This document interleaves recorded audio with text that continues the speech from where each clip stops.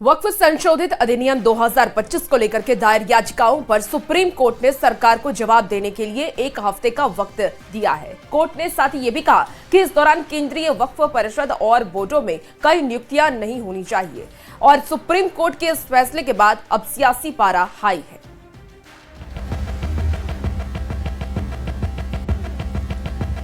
वक्फ के नाम पर छिड़ी बहस पर 5 मई तक विराम लग गया है। सुप्रीम कोर्ट ने सरकार की बात मानते हुए वक्फ कानून पर स्टे लगाने से इनकार कर दिया और जवाब दाखिल करने के लिए सरकार को 7 दिन का वक्त दे दिया है। इसके बाद 5 दिन के भीतर विरोधी पक्ष को अपनी बात रखनी होगी।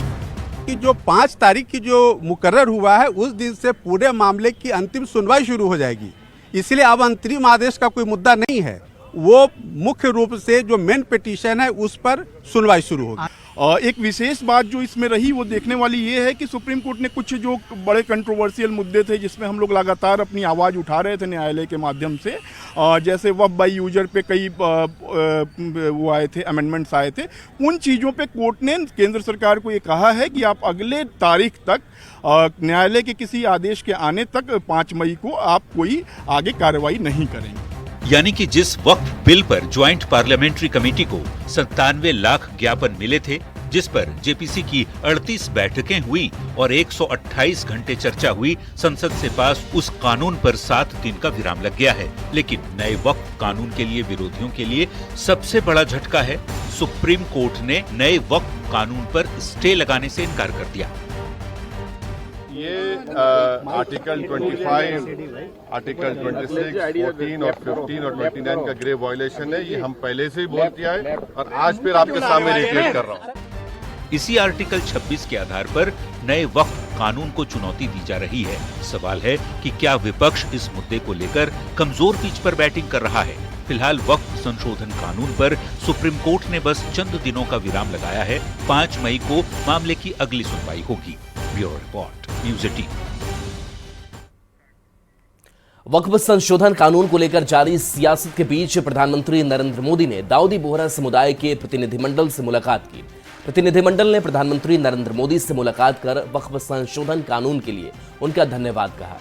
उन्होंने कहा कि इस समुदाय की लंबे समय से लंबित मांग थी जो पूरी हो गई है। उन्होंने प्रधानमंत्री के सबका साथ, सबका विकास, सबका विश्वास के विजन पर भी भरोसा जताया। इस दौरान पीएम ने भी बड़ी बात कही। उन्होंने कहा कि वक्फ एक्ट रातों रात नहीं बना, 5 साल तक इस पर चर्चा होती रही।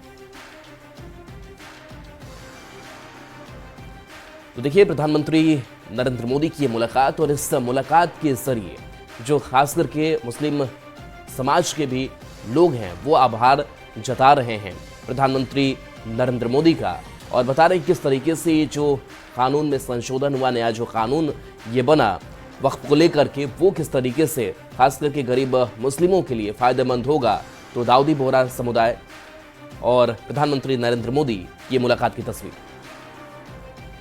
माइनॉरिटी विद इन माइनॉरिटी है और उनमें हमें आपने जगह दी है, हमारा नाम आया है और जो काम हुआ है हिंदुस्तान की तरक्की के लिए, आपकी ख्वाहिश है कि सबके साथ, सबको साथ लेकर चलना है और जो काम हुआ है और हो रहा है वो इंशाअल्लाह इंडिया के लिए, हिंदुस्तान के लिए और पूरे देश के लिए बहुत खूब होगा।